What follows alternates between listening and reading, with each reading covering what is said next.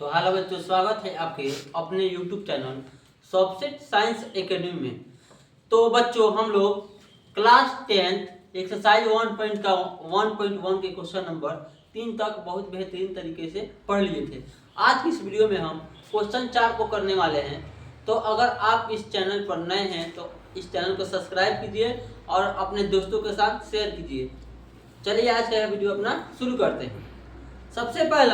सबसे पहले क्वेश्चन हमारा दे रखा है, जैसा कि मैंने पहले से ही बोर्ड पर लिख रखा है कि समय ज़्यादा लगेगा, इसलिए यूक्लिड विभाजन परिमेयिका का प्रयोग करके दर्शाइए कि कोई भी धनात्मक विषम पूर्णांक का वर्ग पूर्णांक m के लिए 3m या 3m+1 के रूप का होता है। देखिए, यूक्लिड विभाजन परिमेयिका का प्रयोग करके दर्शाइए कि धनात्मक पूर्णांक का वर्ग पूर्णांक m के लिए 3m या 3m के रूप का होता है। जैसा हमने क्वेश्चन नंबर 2 को किया था, 6q+1, 6q+3 और 6q+5 ऐसे विषम पूर्णांक घोषित करने के लिए, ठीक ऐसे ही ये क्वेश्चन को बनाना है, समझना है। बस इसमें दे कर रखा है हमारा एक्स्ट्रा कि दोनों तरफ वर्क कर देना। तो चलिए आज का वीडियो अपना शुरू करते हैं। सबसे पहले हम लिखेंगे, क्या पूछ रहा है, प्रयोग करके दर्शाइए धनात्मक विषम पूर्णांक, धनात्मक पूर्णांक। तो हम यहाँ लिखेंगे हल। क्या लिखेंगे? हल। हम लिखेंगे, देखिए ध्यान दीजिए, हल।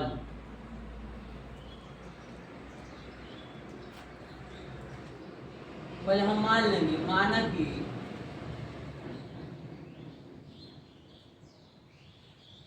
माना कि धनात्मक विषम पूर्णांक, धनात्मक पूर्णांक होगा, धनात्मक पूर्णांक ए मान लेंगे। क्या मान लेंगे? ए मान लेंगे। अब देखिए यहाँ पर दे रखा है 3m और 3m+1, यही है। यूक्लिड विभाजन परिमेयिका में जानते हैं a बराबर BQ प्लस के R। देखिए b के स्थान पे हमारा m दे रखा है, 3 दे रखा है। हम बताए थे कि आप कोई भी संख्या में, कोई भी संख्या से किसी भी संख्या भाग दीजिएगा तो शेषफल आएगा वो भाज्य से कभी भी, भाजक से कभी भी छोटा आएगा। जैसे कि हम बताए थे कि 2 से 5 में भाग देंगे हम, तो 2 दूना के 4, 2 मत में जाएगा बाबू, तो 4 आएगा। देखिए शेषफल कितना है? 1। हमारे कहने का मतलब ये है कि जो ये शेषफल आया है, देखिए यहाँ पे 1, ये इससे कभी भी छोटा होगा। यानी कि जो भी कोई भी संख्या से भाग दीजिएगा, शेषफल जो आएगा इसको बोलते हैं भाजक, इससे कभी भी छोटा होगा। क्या बाबू? इससे कभी भी छोटा होगा ना। देखिए बी, ये ए है हमारा, ये बी है, ठीक है। यानी बी जो होगा आर से कभी भी बड़ा होगा। तो बी का मान हमारा दे रखा है 3, तो हम आर का मान क्या क्या मान सकते हैं? 0 मान सकते हैं, 1 मान सकते हैं, 2 मान सकते हैं, ठीक है। तो चलिए इसी कॉन्सेप्ट पर हम इस क्वेश्चन को डील करेंगे। चलिए, उसके बाद हमारे पास बी क्या है? भाजक, जिसको क्या बोलेंगे? भाजक। थोड़ा छोटा छोटा लिखते हैं कि सारा क्वेश्चन टाइम हो जाएगा इसमें। भाजक बराबर है, यानी कि बी बराबर हमारा क्या दे रखा है? 3, ठीक है। तो आर बराबर यानी कि शेषफल बराबर क्या होगा? अभी बताए हैं भागफल, शेषफल जो होता है कभी भाजक से छोटा होता है। जब ये हमारा दे रखा है b बराबर 3, तो r बराबर हमारा 0 हो सकता है, 1 भी हो जाएगा, 2 हो जाएगा, 3 तो नहीं होगा, नहीं होगा। चलिए अब हम सॉल्व करेंगे। सबसे पहले यूक्लिड विभाजन परिमेयिका में r की जगह 0 रखकर, ठीक है, फिर 1 रखकर चेक करेंगे, फिर 2 रखकर, ठीक है। चलिए देखिए चल रहा है कि नहीं चल रहा है। लिखेंगे हम अब, इसलिए यूक्लिड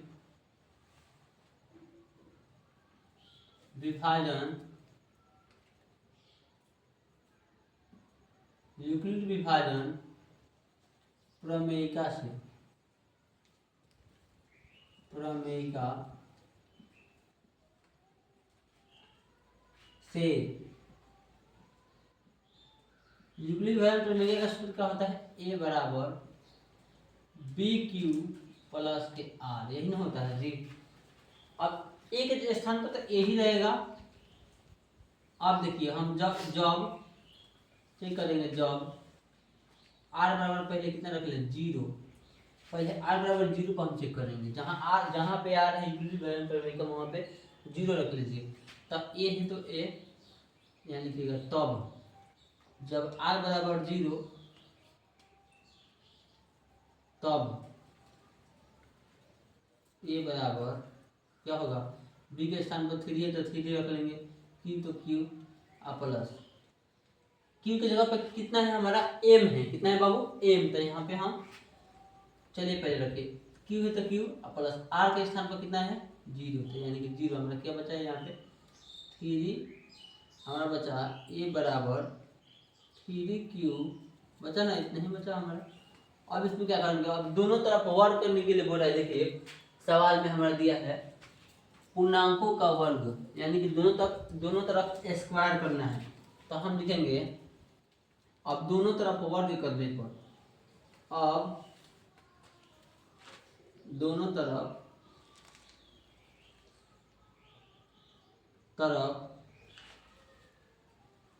वर्ग करने पर, दिखाई दे रहा है सर, देखिएगा संदीप सर। हाँ ठीक है, यहाँ तक हाँ आ जाएगा, आ जाएगा, आप लिखिए, यहाँ तक आ जाएगा, आ जाएगा। चलिए दोनों तरफ वर्ग करने पर, यानी कि बाबू हम ए का स्क्वायर करेंगे फिर 3 क्यू का, दोनों तरफ वर्ग करेंगे ए स्क्वायर प्लस 3 क्यू का स्क्वायर, ऐसे ही ना है, ठीक है। आप देखिए यानी 3 क्यू को हम क्या लिख सकते हैं, ए स्क्वायर है तो ए स्क्वायर। अब 3 क्यू को हम क्या लिख सकते हैं बाबू, 3 के स्क्वायर का होगा 9, तो हम लिख सकते हैं 3 गुणे 3 क्यू स्क्वायर लिख सकते हैं, क्योंकि गुणा करेगा तो 3 का 9 क्यू का स्क्वायर करेगा तो क्यू स्क्वायर। अब यहाँ मानेंगे हम, माना कि क्या, माना कि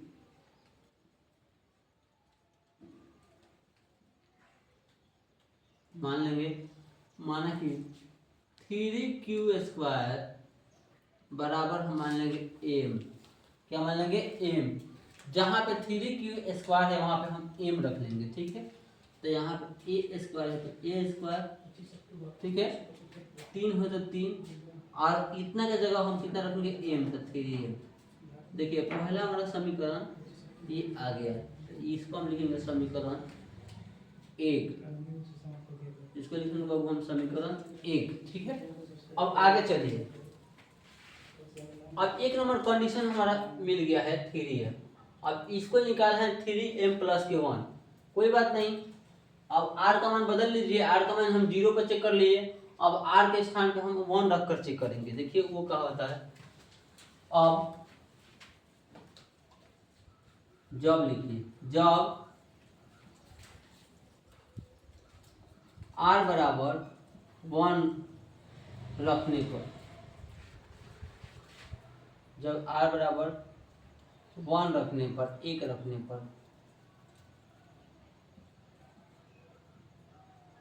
रखने पर, तब देखिए क्या होगा, तब क्या होगा, ए बराबर होता है बी क्यू प्लस के आर, होता है ना। तो ए के स्थान पे तो ए हो जाएगा, बी के स्थान पर कितना 3 है, यहाँ पे लिखे भी हैं 3 हो जाएगा, क्यू है तो क्यू प्लस आर के स्थान पर हम कितना रख रहे हैं 1, तो 1 रख लेंगे, ठीक है। अब हम क्या, इसमें क्वेश्चन में दे रखा है कि दोनों तरफ फिर वर्क कीजिए, यानी सब में हमें वर्क करना है। तब लिखेंगे अब दोनों तरफ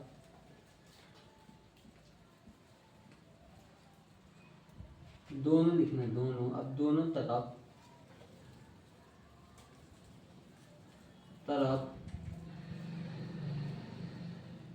वर्ग करने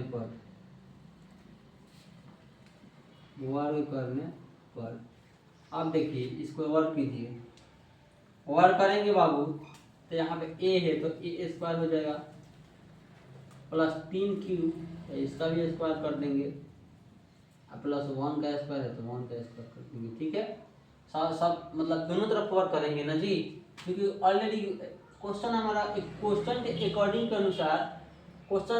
अनुसार हमें वर्क करना है। ठीक है, अपने से नहीं कर रहे हैं जी। ए स्क्वायर है तो ए स्क्वायर, 3 का तो वैसे लिख सकते हैं 3 गुणे 3, और क्यू स्क्वायर है तो क्यू स्क्वायर, प्लस 1 का स्क्वायर तो 1 ही होता है। अब देखिए, अब फिर मान लेंगे 3q स्क्वायर बराबर के m, क्या मानेंगे 3q स्क्वायर बराबर के m। अब लिखेंगे माना कि 3q स्क्वायर बराबर के m, जहाँ 3q स्क्वायर है वहाँ फिर m हम रखेंगे, देखते हैं हमारा क्या निकल के आता है। तो इधर a स्क्वायर है तो a स्क्वायर बराबर देखिए 3 है तो 3, उसके बाद 3q की जगह कितना लिखेंगे m, तो यहाँ पे m प्लस 1 बच रहा है तो 1। अब इसको हम समीकरण मानेंगे क्या 2, समीकरण 2। देखिए दोनों को हम सिद्ध कर लिए हैं, 3m तो 3m यहाँ समीकरण 1 में, 3m प्लस 1 तो 3m प्लस 1, सॉरी समझ में आया। अब देखिए हम लिखेंगे यहाँ कंडीशन जो है वो लिखेंगे, यही हमारा सिद्ध करना था, माइक ऑन है ना। अब लिखेंगे समीकरण ए, अतः समीकरण 1 तथा समीकरण 2 से यह स्पष्ट होता है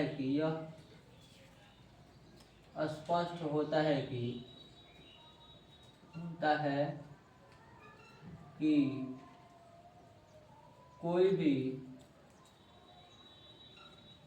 धनात्मक पूर्णांक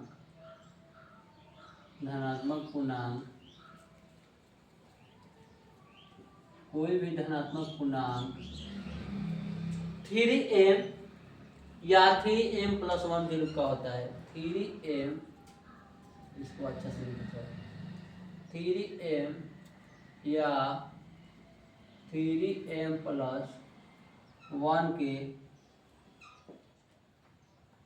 रूप का होता है। देखिए हमारा सिद्ध करना था 3m या 3m प्लस 1, हमारा सिद्ध हो गया। तो आज का यह वीडियो यहीं पर समाप्त होता है बच्चों। अगर इस चैनल पर नए हैं तो इस चैनल के साथ सब्सक्राइब कीजिए और अपने दोस्तों के साथ शेयर कीजिए। आप हमसे ऑफलाइन जुड़ने के लिए जुड़ सकते हैं। हमारा जो संस्था है Hathopur road Daraunda GD memorial के सामने स्थापित है। यहाँ पर काफ़ी बेहतर तरीक़ा से आपको प्रत्येक सब्जेक्ट की अच्छी से पढ़ाई कराई जाती है।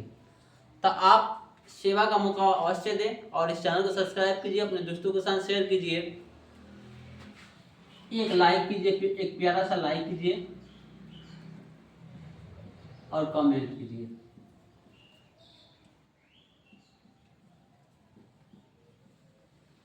मिलते हैं कॉल। और हमसे ऑफलाइन जुड़ने के लिए सब्जेक्ट साइंस एकेडमी, जो फिर से बता दे रहा हूँ, हाथोपुर रोड GD मेमोरियल के सामने स्थापित की गई है। तो आज के लिए बस इतना है। धन्यवाद। जय हिंद, जय भारत।